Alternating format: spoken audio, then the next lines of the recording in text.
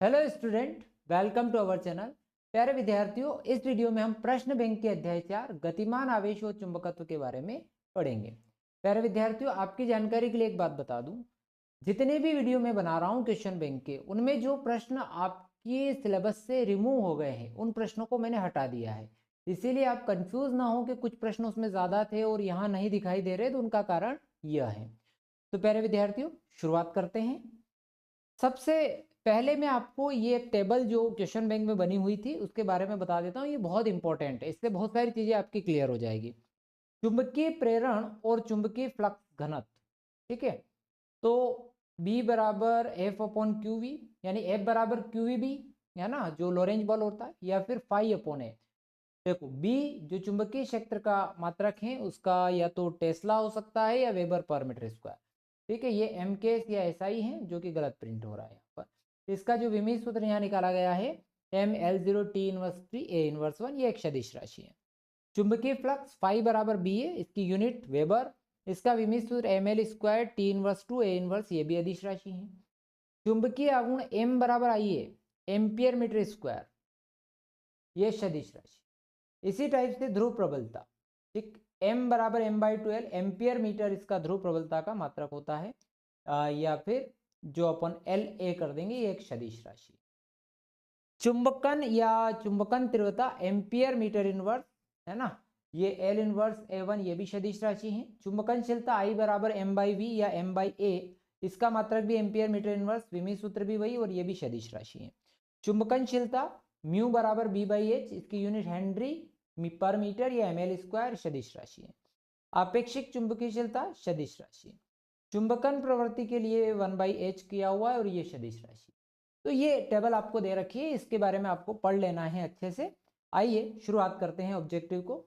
सबसे पहला प्रश्न है कि गतिमान आवेश उत्पन्न कर सकता है। तो ओरस्टेड साहब ने कहा था कि अगर चालक में आवेश प्रवाहित होता है तो उसके चारों ओर विद्युत क्षेत्र के साथ साथ चुंबकीय क्षेत्र भी उत्पन्न हो जाता है।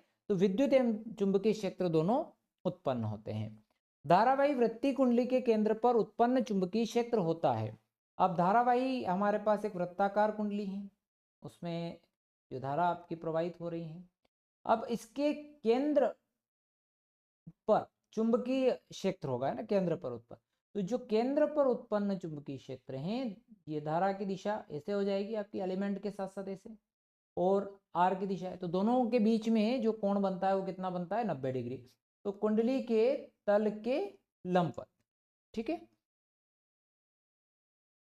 एक समान चुंबकीय क्षेत्र में गतिमान आवेश पर लगने वाला बल, तो लोरेंज बल होता है एफ बराबर क्यू वी क्रॉस बी, यानी कि पहले वाला। अगला प्रश्न है आपका, धारामापी की कुंडली के साथ श्रेणी क्रम में अगर उच्च प्रतिरोध का तार जोड़ दिया जाए। आपके पास एक गैल्वेनोमीटर है, उसके साथ आपने हाई रेजिस्टेंस वायर जोड़ दिया। देखो, गैल्वेनोमीटर का मतलब वोल्ट मीटर जो होता है V बराबर आई आर, इससे वोल्ट मीटर बन जाता है। जिसका जितना अधिक प्रतिरोध होता है वो वोल्ट मीटर अच्छा माना जाता है, इसे याद रखने के लिए बता रहा हूँ। तो इसीलिए धारामापी के साथ कुंडली को श्रेणी क्रम में उच्च प्रतिरोध का तार जोड़ेंगे तो क्या बनेगा, वोल्ट मीटर। एक आवेशित कण समचुंबकीय क्षेत्र में समांतर प्रवेश करता है तो इसका पथ कैसा होगा, सरल रेखीय होगा। लंबवत प्रवेश करेगा तो इसका पथ वृत्तीय हो जाएगा। ठीक है, इन चीजों का ध्यान रखना है। एक समान चुंबकीय क्षेत्र में लटके धारावाही लूप पर लगने वाला बल आघूर्ण अधिकतम होता है, जबकि लूप का तल चुंबकीय क्षेत्र के, देखो अब अधिकतम आपको चाहिए बल आघूर्ण। बल आघूर्ण का जो फॉर्मूला होता है वो होता है tau is equal to I A B sine theta. तो थीटा का मान अगर 90 डिग्री हो, साइन 90, ठीक है, साइन 90 हो, साइन 90 की वैल्यू होती है 1। तो एक समान चुंबकीय क्षेत्र धारावाही लूप पर बलागुण का मान अधिकतम होगा जब लूप का तल चुंबकीय क्षेत्र के लंबवत होता है। 90 डिग्री अच्छा नहीं लग रहा है, इसकी जगह अपन लिखेंगे लंबवत।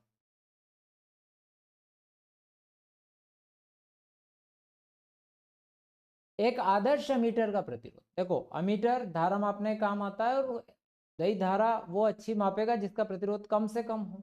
तो आदर्श अमीटर का प्रतिरोध लगभग 0 होना चाहिए। एक आदर्श वोल्टमीटर, अभी मैंने थोड़ी देर पहले भी कहा कि भाई वोल्टमीटर वो अच्छा माना जाता है जिसका प्रतिरोध ज्यादा होता है। तो ज्यादा कितना, तो अनंत होता है। आदर्श वोल्टमीटर का प्रतिरोध अनंत होता है। शंट को हमेशा क्रम में जोड़ा जाता है। तो शंट को हमेशा धारामापी के साथ समांतर क्रम में जोड़ा जाता है। ठीक है। चुंबकीय क्षेत्र में गतिमान आवेश पे लगने वाले बल को लोरेंज बल कहते हैं। ठीक। अगले प्रश्न, चुंबकनशीलता का एसआई मात्रक, बीच में भी आ गया था अभी बाहर, हेनरी पर मीटर। चुंबकीय तीव्रता का एसआई मात्रक। ठीक है। अगर हम जो चुंबकीय तीव्रता की बात कर रहे हैं, देखो चुंबकनशीलता का हो गया, ये भी आपको मैंने शुरुआत में जहां से आपने शुरुआत करी थी आप वहां देखें, ये सारी चीजें चुंबकीय प्रेरण आ गया था यहाँ पर, और ये रहा आपका चुंबकन तीव्रता I बराबर m/a। तो यहाँ पर आ रहा था आपका L इनवर्स A T0 वाला, तो ये वाली भी बात हो गई आपकी, है ना। तो मात्रक पूछा है आपसे इसमें, तो यहाँ पर आप मात्रक देख लीजिए। ये देखो चुंबकन तीव्रता I बराबर m/a की जगह आप यहाँ पर आप लेंगे एम्पियर मीटर इनवर्स। ये सभी का दो तीन का याद रखना, एक जैसा होता है। एक तो आपका चुंबकनशीलता का, चुंबकन बल का, चुंबकन तीव्रता का, सबका तो एम्पियर मीटर इनवर्स होता है। ठीक है। तो आगे बढ़ते हैं, तो क्या हो जाएगा ये एम्पियर मीटर इनवर्स। चुंबकीय क्षेत्र एक सदिश राशि होती है। यदि कोई आवेशित कण एक समान चुंबकीय क्षेत्र में की दिशा में किसी वेग से गति करता है तो उस पे लगने वाला चुंबकीय बल, वही वाली बात, लोरेंज बल। यदि कोई आवेशित कण एक समान चुंबकीय क्षेत्र की दिशा में किसी वेग से गति करता है तो उस पर लगने वाला, है ना। टेस्ला किसका मात्रक है, तो ये चुंबकीय क्षेत्र का मात्रक है। आगे बढ़ते हैं, विद्युत परिपथ में अमीटर को हमेशा श्रेणी क्रम में जोड़ा जाता है। ठीक है। और ऐसा क्यों करते हैं, इसको श्रेणी क्रम में, विद्युत परिपथ में अमीटर को हमेशा श्रेणी क्रम में जोड़ेंगे। अगर आपने इसको समांतर क्रम में जोड़ा, अमीटर को समांतर क्रम में जोड़ें अगर, तो समांतर क्रम में जोड़ने से होगा यह कि प्रतिरोध का सूत्र ये होता है 1/R1 1/R2। जब इसको समांतर क्रम में जोड़ेंगे तो प्रतिरोध का मान बहुत कम हो जाएगा। वैसे तो अमीटर के प्रतिरोध का मान बहुत कम है, और उसको परिपथ के साथ भी आपने श्रेणी में जोड़ दिया तो और मान कम हो जाता है। तो उससे उसकी जो कोइल होती है, जो कुंडली होती है, वो जलने की संभावना होती है, बर्न होने की संभावना होती है, और जो उसमें संकेतक होता है वो भी टूटने की संभावना होती है। शंट के उपयोग से धारामापी की क्या कम हो जाती है, तो सुग्राहिता कम हो जाती है। ठीक है, सुग्राहिता कम हो जाती है। जल कुंडली धारामापी में त्रिज्य चुंबकीय क्षेत्र उत्पन्न करने के लिए उनके ध्रुवों को कैसा बना देते हैं, तो अवतल बनाया जाता है। समान धारा में दो समांतर चालकों के मध्य बल की प्रकृति, देखो जब समान धाराएं होती है तो आकर्षण प्रकृति, जबकि आवेशों में क्या होता है, आवेशों में समान वाले प्रतिकर्षण करते हैं। विद्युत परिपथ में वोल्टमीटर को हमेशा समांतर क्रम में जोड़ा जाता है। अब इसमें समांतर में ही क्यों जोड़ते हैं, अगर आप इसमें श्रेणी में जोड़ देते हैं, श्रेणी में जोड़ देते हैं तो वहां तो ऑलरेडी प्रतिरोध आपका बहुत ज्यादा है, और फिर आपने इसको समांतर में जोड़ दिया, श्रेणी में जोड़ दिया मापी जाते हैं, तो और ज्यादा प्रतिरोध हो जाएगा और उसमें कोई विक्षेप नहीं होगा। इसीलिए विद्युत परिपथ में वोल्टमीटर को क्या करते हैं, समांतर क्रम में जोड़ते हैं। जैसा कि मैंने बताया कि विद्युत परिपथ में अमीटर को श्रेणी क्रम में इसलिए जोड़ते हैं कि समांतर क्रम में जोड़ेंगे तो प्रतिरोध और क्या हो जाएगा, कम हो जाएगा, और कम हो जाएगा तो वो उसकी नीडल क्या हो सकती है, ब्रेक हो सकती है, कुंडली बर्न हो सकती है। इसी प्रकार विद्युत वोल्टमीटर को समांतर क्रम में क्यों जोड़ते हैं, तो समान अगर इसको श्रेणी में जोड़ देंगे तो वोल्टमीटर में कोई विक्षेप नहीं आएगा क्योंकि प्रतिरोध बहुत ज्यादा हो जाएगा। तो समांतर धारावाही तार में अगर विपरीत दिशा में धाराएं आ रही हैं तो उनमें प्रतिकर्षण होता है। विपरीत से याद रखना, धाराओं में प्रतिकर्षण। चुंबकीय क्षेत्र की तीव्रता का स्थायी मात्रक ये हो चुका है, तो बार बार इस पर अपन परेशान नहीं होना है, ये वाला। ठीक है। तो चुंबकीय क्षेत्र की तीव्रता का स्थायी मात्रक अगर फिर भी अपन देखना चाहें तो देखो, चुंबकीय क्षेत्र की तीव्रता का स्थायी मात्रक एक अपना टेस्ला होता है, एक आपका newton ampere inverse metre inverse होता है। ठीक, एक आपका वेबर पर मीटर स्क्वायर होता है। बहुत सारे मात्रक हो सकते हैं। एक ही दिशा में धारा प्रवाहित हो तो उनके बीच मध्य लगने वाला बल आकर्षण प्रकृति का होता है, क्लियर है। धारावाही कुंडली के केंद्र पर चुंबकीय क्षेत्र जो होता है वो होगा μ0 Ni/2R। ठीक, धारावाही कुंडली के बीच नर्म लोहे का क्रोड क्यों रखा जाता है?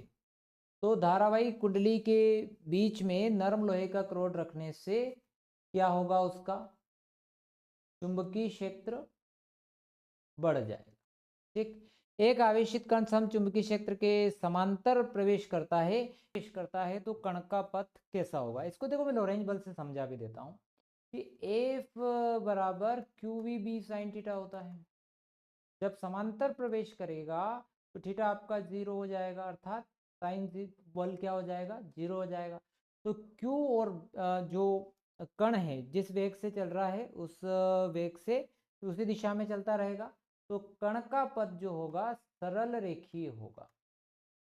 ठीक है, ये प्रश्न आगे भी आया था, ये फिर दोबारा से आ गया। तो प्यारे विद्यार्थियों, अगला प्रश्न है कि चुंबकीय क्षेत्र में गतिमान आवेश पे लगने वाला बल कब अधिकतम होता है? तो F बराबर हमारे पास फॉर्मूला होता है, वो होता है QVB sin थीटा। तो कब अधिकतम होगा? जब क्या होगा? ये चुंबकीय क्षेत्र के ये लंबवत प्रवेश करेगा। लंबवत प्रवेश करेगा तो बल आपका एक समान गतिमान प्रवेश करने वाला बल अधिकतम होगा। चुंबकीय क्षेत्र के लिए गाउस का नियम, तो गाउस का नियम ये कहता है कि सिग्मा बी ds बराबर जी। ठीक है, यानी किसी बंद पृष्ठ से गुजरने वाला कुल चुंबकीय फ्लक्स क्या होता है? शून्य होता है। एक लंबे धारावाही चालक के चारों ओर चुंबकीय क्षेत्र रेखाओं की दिशा होती है। एक लंबे धारावाही चालक है, ठीक, के चारों ओर उत्पन्न चुंबकीय क्षेत्र के चारों तरफ क्या होती है? वृत्तों के रूप में होती है। समांतर जो है सकेंद्रीय वृत्तों के रूप में बनेगी चुंबकीय क्षेत्र रेखा। पर अब यहाँ एग्जैक्टली हम नहीं कह सकते कि भाई एंटी क्लॉकवाइज जाएगी कि क्लॉकवाइज जाएगी, वो डिपेंड करेगा धारा की दिशा पर। तो प्यारे विद्यार्थियों, आपको यदि वीडियो पसंद आया हो तो चैनल को सब्सक्राइब जरूर कर लेना, अपने दोस्तों के साथ शेयर करना मत भूलना। अगले वीडियो में हम पढ़ने वाले हैं फिर अगला अध्याय 5, और 2 और 3 नंबर के प्रश्न भी बहुत जल्द आ रहे हैं, उसकी तैयारी लगभग हो चुकी है। 9 या 10 तारीख तक में वो आपको मिल जाएंगे। थैंक यू वेरी मच, मिलते हैं नेक्स्ट वीडियो।